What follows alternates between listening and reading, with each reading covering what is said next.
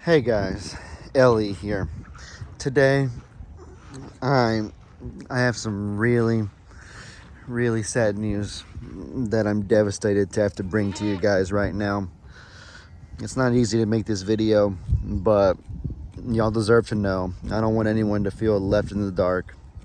We thrive and we also mourn as a family. That's how it always is. But right now, I'm looking around and the animals seem to be thriving. It's a beautiful day out here, at least weather-wise. They're eating grass. Old Walter Melon, growing as always.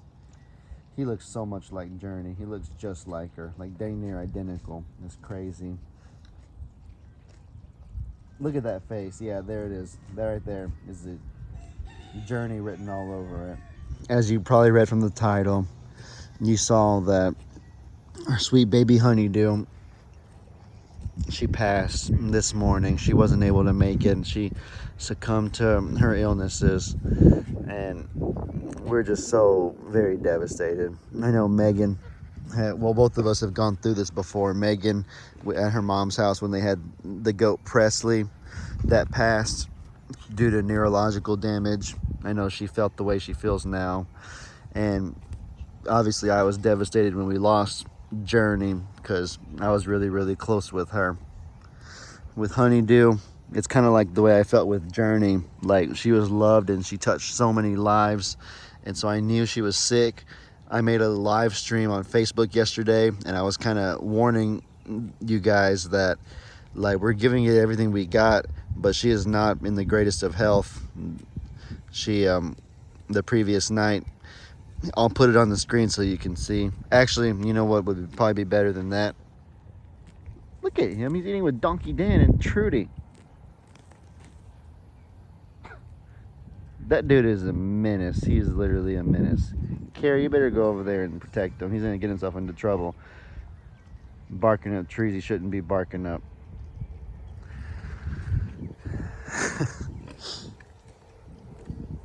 A good little bit of humor is nice for today. It's much needed. But no, I think it would be best if I basically give a whole timeline of events that happened, because Honey's life, it happened so quickly that there might even be some viewers that only caught one or two videos of her and don't really know a whole lot about her. If somebody had a busy week and they're just now catching up on videos, they missed pretty much all of Honey's life. And so, just to be as clear as possible and just for the sake of being thorough, I'll explain everything that happened. So basically, from the beginning, Mama Carrie, about 9 or 10 days ago, gave birth to twins. She gave birth to Walter Melon, the boy right there, and Honeydew, a beautiful brown baby girl. And Walter Melon was already really healthy. He seemed active. He was nursing off of his mom really well. But Honeydew, the little baby girl, she was really skinny and frail, and she would try to nurse off of her mom's milk bag, but she just could not latch onto it. And at some point, after she couldn't get the hang of it, we watched with our own two eyes Mama take the baby boy and kind of walk off in the distance and leave the baby girl behind, practically to die, I suppose. Now, that may seem cruel, it may seem awful, but in reality, it happens in the animal kingdom a fair amount. The mothers know they only have limited resources in their body, so if they have a sick baby, then they won't, quote unquote, waste the resources on the sick baby. They'll give all of them to the healthy ones, because they feel that the healthy ones have the greatest chance of survival, and animal instincts are all about continuing survival of the species. And so it's hard to complain about that. That's the way that animals are hardwired, and I guess scientifically it makes sense. But we suspect that Carrie was rejecting the little girl because she could sense that something was wrong with her and that she was sick. At the vet, we ended up finding out that she indeed was sick and had things going on, and it was obvious from spending time with her that something wasn't quite right. Anyways, Carrie rejected the baby. So we took the baby into the house ourselves, and we had Megan's mom bring us colostrum, because that's something really essential from mama's milk that babies need when they're first born. Obviously, mama's natural colostrum would have been best, but Meg's mom brought us like colostrum in a bag that they sell at stores and stuff, and so we figured that that would be the best thing that we could do. And I think it was, because she drank, and she drank a fair amount. She never seemed like malnourished, like she wasn't drinking enough or anything. She seemed healthy-ish, I suppose. Not like Walter, obviously, but as healthy as you could be in light of the circumstances. She never was super duper active over the past week, but she would do a little bit better and better each day. That was probably the first 7 days of her life. And then a few nights ago, I guess, things started getting a little bit worse. Look at Megan's little chicken run. This is the progress that we got last night. Looks pretty nice, huh? About, what's today? Today is today's Wednesday. Monday evening, everything that I just told you, that's basically how it was until Monday evening. And then on Monday evening, I don't even know honestly how to describe what was happening, so I'll put a brief clip on the screen right here. I don't want to disturb anybody, but this is about the most that I'll put. But I mean, you can see her like jerking her head back and her teeth sticking out, and we have no idea what this was, what this even means. Maybe some of you in the comment section might know what it is. I thought it looked like little mini seizures or like some sort of seizing episode. Megan thought it was like it wasn't even her coherence, like a hallucination, or like some sort of episode, like some sort of out-of-body episode or something, because Megan would keep saying, that's not her, and then when she would snap back into it, she'd be like, okay, now she's back, sort of a thing. And so I don't know what it was.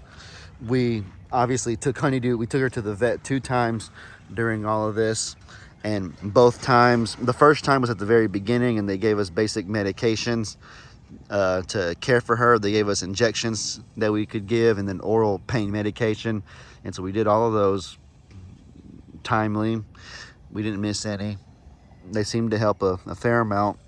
But then the second time we went was after we saw what you just saw on the screen right there of her seizing or whatever it is. And even our vets, as knowledgeable and as smart as they are, they did not really know 100% definitively what it is, because usually with that kind of thing there could be multiple causes. Seizures was a possible theory. Hypoglycemia, low blood sugar, is another possibility. Even in my live, some people were saying that hypoglycemia makes sense, because if she felt better after she ate, then it could be that her blood sugar was too low, which I don't know. Listeriosis, polio, there's all sorts of things that me and Meg read about on Google that were possibilities. Even that simply being a reaction to pain, like that movement, her teeth being out, her teeth gritting, or whatever you want to call it, even a pain reaction is another possibility. Pablo. But long story short, none of us knew exactly what it was. What you would do when there's so many different possibilities is you would do some tests, but they were limited on the number of tests that you can do because she's so little. She was an itty bitty baby, and not the healthiest itty bitty baby at that. So we kind of had to try to ride it out a little bit longer. And I mean, it's crazy because when we took her to the vet on Tuesday morning, she actually seemed really healthy. All the vets had to reference off of was the exact same video that I just showed you guys, because she wasn't doing anything like that at the vet. She was acting like her normal self again. She had a bad night, and the vets basically said that that's not good, what we saw in the video. But if the way she looks right now in front of us, she seems like a decently healthy goat, all things considered. And I agree with them. She looked like a pretty dang healthy goat, all things considered, when she was at the vet yesterday morning. And so we took her home, and she had a decent day. It was the same kind of day as normal. Just not super active, a little more on the lethargic side compared to her brother, of course. But she was still kind of moving around the house, peeing and pooping, drinking her bottle at the right times. And so I kind of, I went live last night, Tuesday night, and I kind of talked about some of this with you guys. And afterwards, I was thinking, okay, now the sun's setting. This is the nighttime. This is the true test. I was thinking, like, she'll either have a really bad night like last night, or hopefully she'll have a better night. And she ended up having a really good night. Me and Meg, obviously, she like sits with us while we're on the couch relaxing and stuff. So we had eyes on her every second, and she basically seemed the same as normal last night. So we were thinking, like, that's good. Their babies are more prone to getting sick at nighttime. So if she had a good night tonight, then maybe she's going to turn the corner and kind of pull through. That's what I was thinking to myself. But so Meg went to bed first, and then right before I went to bed, I checked on her, and she was laying down in her favorite spot, same as normal, just looking like she wanted some rest. And so, okay, this is a really good sign. But then this morning, Meg woke me up, and she was like freaking out, like she could barely breathe. And I was like, love, what's wrong? What's wrong? And she essentially told me that, like, I think Honey's gonna pass. She's like, something's happening, something's wrong. And well, I have video of what's next. And so I think I've explained the whole timeline of events, but I'm just gonna put you guys right into 6 a.m. this morning when all of this happened. Oh, lovey. Guys, Meg just woke me up, and she said that she was really worried about Honey, that she was about to pass. And so I came in here with her, and it happened in front of us. She passed. Love you. We're really heartbroken right now because I really thought she was going to make it.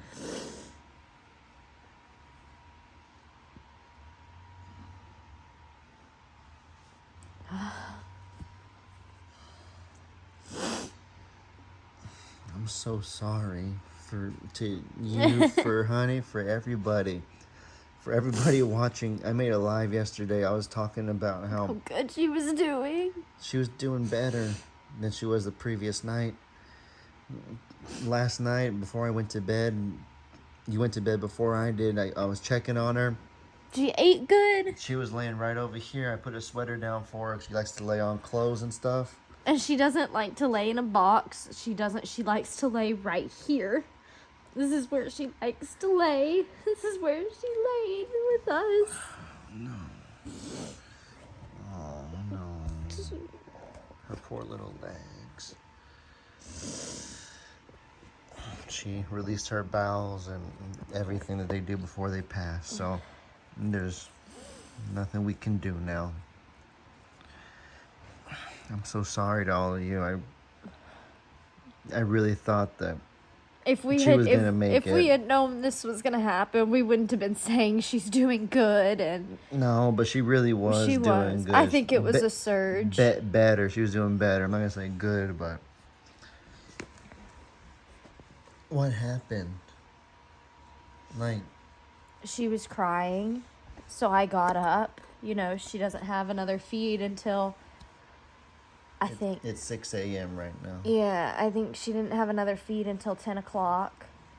And so I heard her crying. So I got up, came to check on her. And of course she, was laying in an uncomfy position, and she was letting me know. So I helped her. She was over there. And then I moved her to this spot on the puppy pad. And I thought maybe she needs to go to the bathroom. That's why, she's crying.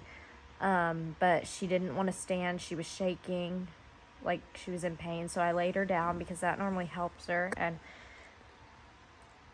I just tried to get her comfy, and then I had to go to the bathroom. So I left her for maybe 5 minutes, and then I had to stop using the bathroom because I heard her crying again, but it was a different cry. So I came out here, and it happened so quickly. I don't want to jump the gun and say it looked like a grand mal seizure, But she was definitely shaking. Her breathing was changing, and that's when I ran into the bedroom, and I'm like something's wrong. Like I think she's about to pass, and you need to be in here because I don't know what's going on. And I know you felt guilty that you should have woken me up sooner. Right. Was that so I could have done anything, or was it just to say goodbye or just whatever? to say goodbye. Because I was thinking of it as like, is there anything that I could have done? Hey. Like, You need to come here. You need to come smell her. You need to understand since you've been loving on her. I was just thinking of it in the sense of, was there anything that I could have done? No. But I don't think there's anything that... No, I just know you were just really, really happy with her yesterday, and I was. She was and doing so so I much just- better. I thought she was... Not going to say she started turning the corner, but I guess I thought that it was the first step in getting better and pulling through. Maybe it was just a surge. Though. I can say that she was loved from the very beginning to the very end. She was so very loved. She was loved more than she'll ever know. And by us and by y'all. It's crazy that- because we were talking about videos that we were talking about coming out. Like, I had one scheduled for 4 hours from now, talking about how we don't know what's going on at the vet, but hey, she's here, you know? That's we have that to be grateful for. And now it's like, what happened? We exhausted every single thing we could have done, given the facts at the time. The vets gave us so many medications. We lost several hours of sleep over the past week or so, trying to keep her healthy. And so at least, if there's any silver lining, it's that she's in God's hands now. She's in a better place. She's not hurting anymore. And I guess for our conscience, it's like we gave it all that we had. There wasn't anything terribly negligent that we did. There's really nothing nothing more we could have done to where, dang, she would have pulled through if only we had or hadn't done this. Like, we really did give it all that we got. I know that y'all know those things, though. I wonder It still hurts, though. I wonder who greeted her. Who? Dixie, Mama Meg, Meg, Pam, maybe Pebbles. Pam? Bam. Oh, Bam. I was like, Pam? Pam. Oh my gosh, no. Karen. Karen, yeah, Karen.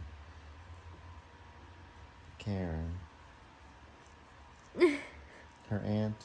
I think that's what she does. No, I don't know what she. I can't think about it right now. Yeah, I can't do family trees. You told me all the cats were sitting here, like surrounding her. They were. It was. Cat here, a cat over there, like cats. They were just in a circle. It was. You think they heard her? Cause I didn't hear anything. I didn't hear It her was. screaming. It was before that. It was when I first came out here, and I thought it was weird because they should be sleeping. I mean, the only cat that didn't do it was Noodle. Of course, Noodle's the least observant one. But Noodle was in the bedroom with us in the cat tree, and everybody else was out here. And then when I came out here, I noticed they were all out here, and I was like, and they're quiet, even Finnegan. And I was like, they were all kind of circled around me watching her, but I didn't think anything of it. I thought they were just worried about me because, you know, they kind of sense when something's wrong. But no, I think they knew. How would they have known something like that? Animals just know. Just how I knew immediately when I came out here the second time after I heard her cry again, something was wrong. You just know. They just know. I wanna say something, but I'm afraid people might judge me. What? How could they judge you, Fluffy? I feel I'm devastated and heartbroken, but there's a part of me that feels like a weight has been lifted off my shoulders because she's gone. And I know it's because she's not in pain anymore. And that's why I feel like I can breathe, because I don't have to worry about her anymore being in pain and hurting. but it makes me feel awful that this little baby just went through probably the hardest 2 weeks. Her life was full of hardship, and she did it. I'm not gonna say with a smile on her face, but she did. You know, she had a cute little smile. She made the best out of it. So positive. And even though these last 2 to 3 days were rough for her, she still wanted cuddles. And so I feel awful that I could feel relief. Even though I know where it comes from, it still feels awful. You said you felt guilty about it, like you feel bad, like you shouldn't feel anything. But sadness. You shouldn't feel anything even remotely positive when a loved one passes. But you told me that you made a video about how your grandma passed a few months ago, and the people around her. I didn't actually. Oh, you never uploaded that video? No. Well, guys, Megan lost her grandma a couple of months ago, and it was on Easter. On Easter. We lost her on Easter So that's Day. about April, May, June. So that's about 2 months ago-ish. But I remember her family all around her kind of had similar thoughts to what Meg's having right now, is that like they were sad and heartbroken that we lost grandma, but grandma had been in pain and been hurting for a while, and so there was almost this sense of relief in that she's not in pain, she's not hurting anymore. So I know that others have felt that before. I'm sure a lot of you have felt that before with a loved one in the comment section down below. And so I think it's okay, it's normal, it's a natural part of the grieving process.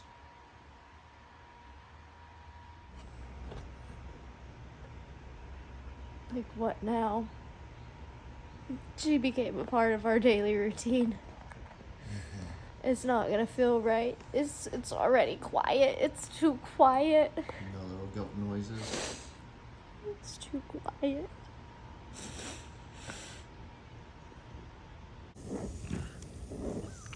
In the meantime, Honey's positivity will live on through her mother and her brother that you see right there in front of us. And as you can see, our mother has done the kindest gesture ever as to headbutt Tilly. No, but I think Honey, her heart was so big, she'd want us to have equally big of hearts, and I think she would want us to share those big hearts with all the other animals that live on after her. Give them the same love, care, and respect that they all deserve. The same love, care, and respect that we gave her in the short 9 to 10 days that she had on this earth. We were so preoccupied with Honey and taking care of her that we never spent a lot of time with Walter, so he's a little bit unfriendly right now. Don't get me wrong, his personality is very friendly and playful, but he is not used to human interaction a whole lot. So I think that this gives us a chance to kind of start working with him a little bit more, because he really is a special goat. The biggest I've ever seen at this age. So I definitely don't want to let an opportunity for him to be friendly and lovable pass by. You know, don't you agree, Bubby? I'm gonna put him down. Okay, I'm gonna put him down. He really does look like Journey. Makes me sick holding him right now. I'm sorry, love. We just buried Honey in her resting place. We gave her somewhere special. I think we should keep that one to ourselves. Our resting place. Yeah. Special to us. Yeah. No, it's not right next to the house or in the spot where she was born. I was mentioning though that, what the heck? Silly.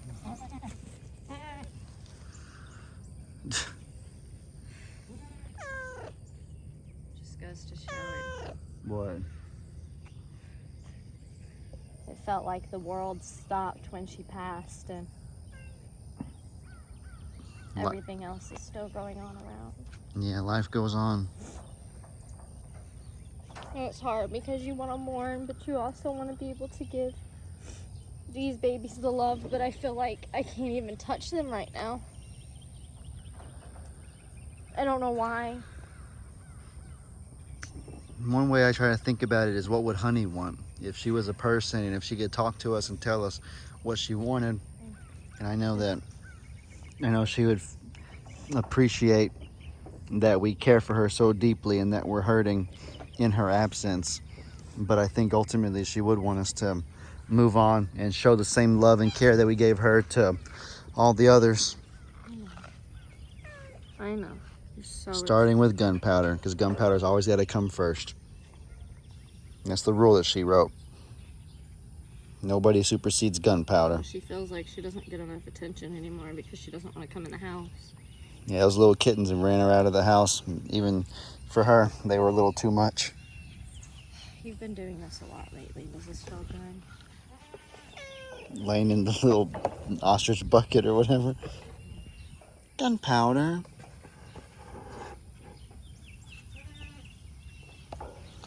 And Chia. Oh, Chia. Whoa. That is some speed right there. Look at him. Oh, look at him go, guys. Oh, man. I don't know what they're running so fast for over there. Here's Imogene, all curious what that is, what's going on. Whoa!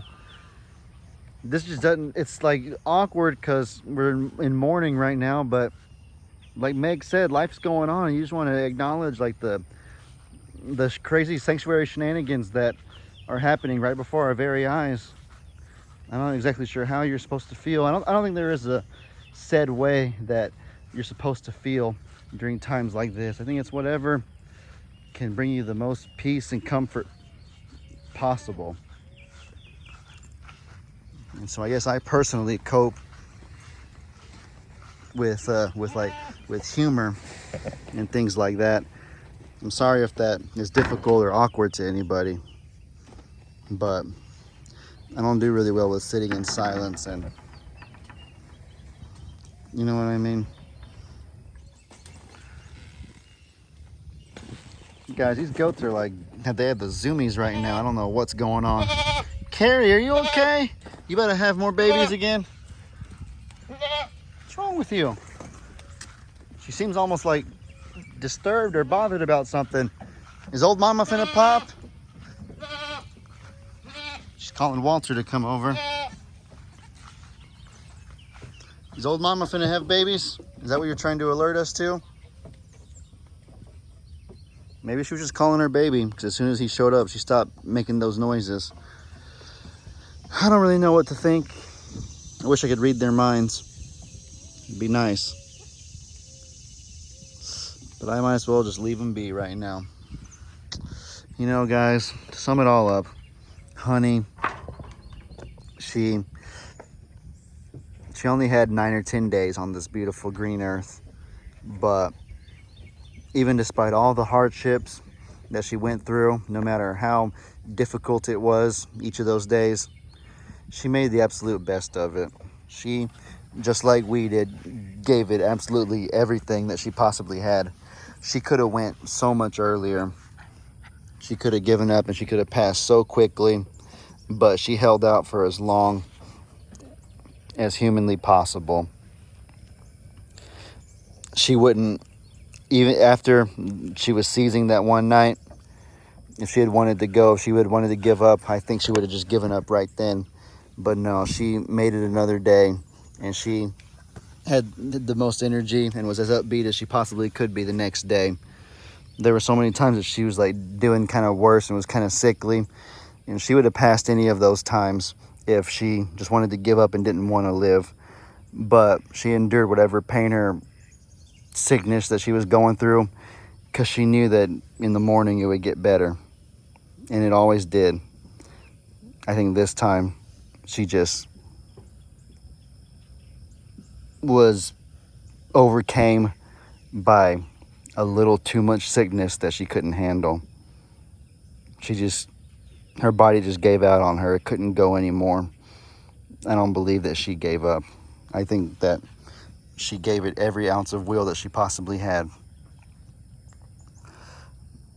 And I know for a fact, with all my heart, that she touched and inspired so many of you. She touched so many hearts. She won over so many people. And she is so loved and so cherished. Not just by me and Meg, but by all of you guys. I know that without an ounce of doubt in my mind. But I think that about wraps up this video. I can't say I hope y'all enjoyed, because this isn't a joyful matter, of course. But as always, y'all be sure to let me know in the comments what kind of stuff you guys want to see. I hope you all have an incredibly blessed day. And as I always say, your boy Ellie out.